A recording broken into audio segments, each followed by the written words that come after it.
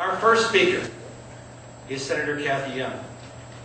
The senator was elected to the Senate in 2005, and she immediately took over a leadership post as chair of the Senate Agricultural Committee and co-chaired the Administrative Regulations Review Committee. She's the ranking Republican on the Senate Agricultural Committee and is involved in numerous committees, including transportation, health, and insurance. She was recognized in 1997 through Business First's Under 40 Awards, an honor given to outstanding leaders under the age of 40 in Western New York. She has distinguished public service awards from Alfred University and SUNY Fredonia, and was named the 2000 Friend of SUNY United University Professions. She's been recognized by the New York Beef Producers Association, the Maple Producers, and the New York Apple Industry. Ladies and gentlemen, please welcome Senator Young.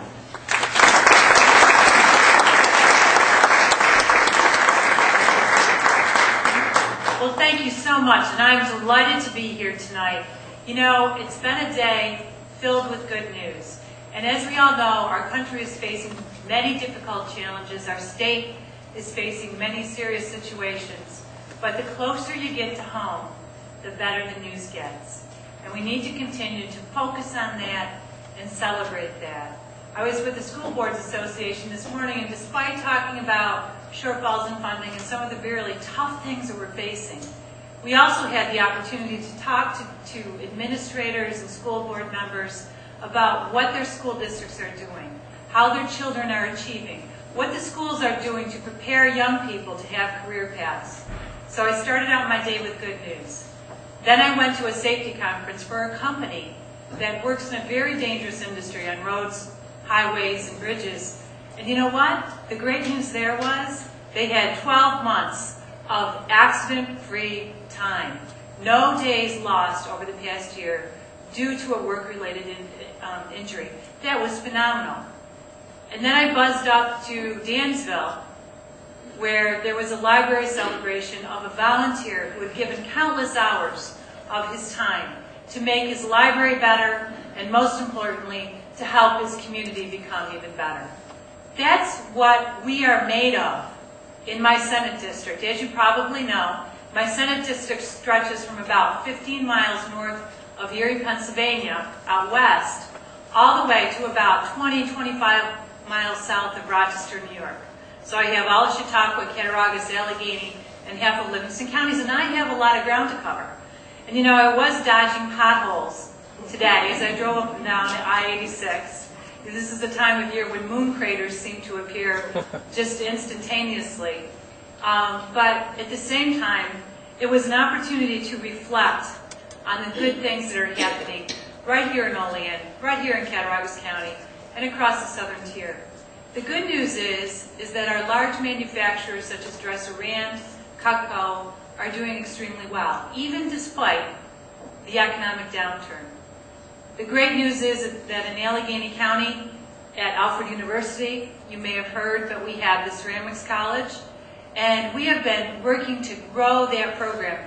They're into bio-nanotechnology, all kinds of nanotechnology. And what that means is that we will have the technology, cutting-edge advances that are necessary for job growth in the southern tier. So we've got great things going on. You know, I was so privileged to grow up in a dairy farm, and when I was growing up, my grandpa was my best friend. And I thought I was a big shot on the farm, going around with him, doing all kinds of chores. And not only did we milk cows, but we also raised oats and wheat, and we had these big grain wagons. And they had backs on them that opened up, and the doors on the backs were extremely heavy. So one day, I was sweeping out the grain wagon with my grandfather. I had my broom and I was sweeping away. My grandfather was sweeping away. He got close to the back of the grain wagon, and all of a sudden, the door that was propped up came down, hit him in the back of the head, and knocked him flat on his face. And I went over to him, I said, Grandpa, are you okay? I thought maybe he'd even been killed. And he said, give me a second. He got up, he kind of shook himself off, and he picked up his broom, and he started to sweep again. And the lesson that I got from that was that no matter how tough it goes, no matter if you get knocked down on your face, you need to pick yourself up, brush yourself off, and get back to work. And that's what we're about here in the Southern Tier. We roll up our sleeves every single day.